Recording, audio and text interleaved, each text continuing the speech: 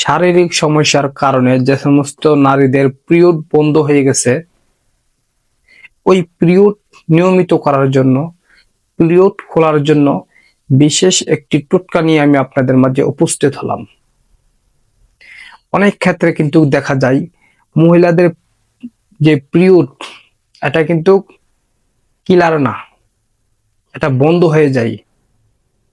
এরকম যদি বন্ধ হয়ে যায় তাহলে কিন্তু আপনার বাচ্চা কনসেপ্ট হবে না। যতই চেষ্টা করেন বাচ্চা কনসেপ্ট হবে না।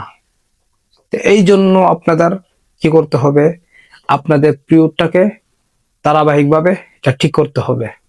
এর জন্য পাওয়ারফুল একটি তদবির নিয়ে আমি উপস্থিত হলাম।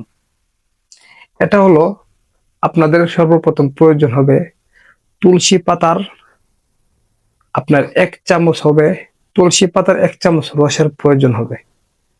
তারপর আপনাদের যেটা প্রয়োজন হবে, এটা হলো দূর্বা গাছের শিকড় থেকে আপনারা 1 চামচ পরিমাণ দূর্বা গাছের যেই শিকড়ের যে আপনার রসটা প্রয়োজন হবে। তাহলে 1 চামচ 2 চামচ এটা আপনি প্রতিদিন সকালে খালি পেটে খাবেন। এটা সকালে যদি খালি পেটে খেতে পারেন, আপনার 1 সপ্তাহে যদি আপনি 3 বার এটা খেতে পারেন, তাহলে ইনশাল্লাহ আপনাদের নিয়মিত পিরিয়ড হবে। যাদের বন্ধ হয়ে গেছে এটা আপনার কি হবে, এটা চালু হয়ে যাবে।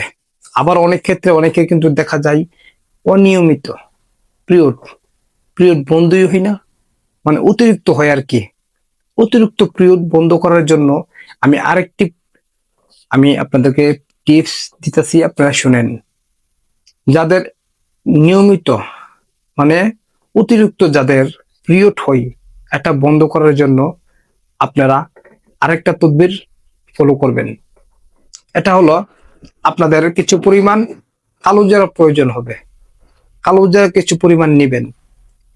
কালো জিরা কিছু পরিমাণ নেওয়ার পর ওই কালো জিরার মধ্যে আপনার বেসন 1 চামচ বেসন নিবেন, নারকেল তেল নিবেন।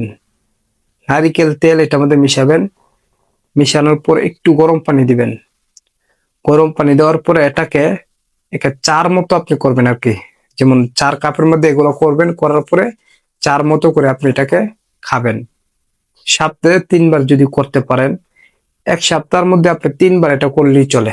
একদিন করে একদিন গ্যাপ দিবেন। এটা যদি আপনি টিপস আপনি যদি এটা গ্রহণ করেন, ফলো করেন, তাহলে কিন্তু আপনাদের এই সমস্যা কিন্তু দূর হবে। তাদের অতিরিক্ত পিরিয়ড হয়, এটাও কিন্তু আলহামদুলিল্লাহ দূর হয়ে যাবে। তো আমার চ্যানেলে দ্বারা এরকম নতুন ভিডিও পাওয়ার জন্য চ্যানেলটি কিন্তু আপনারা সাবস্ক্রাইব করে দিতে পারেন।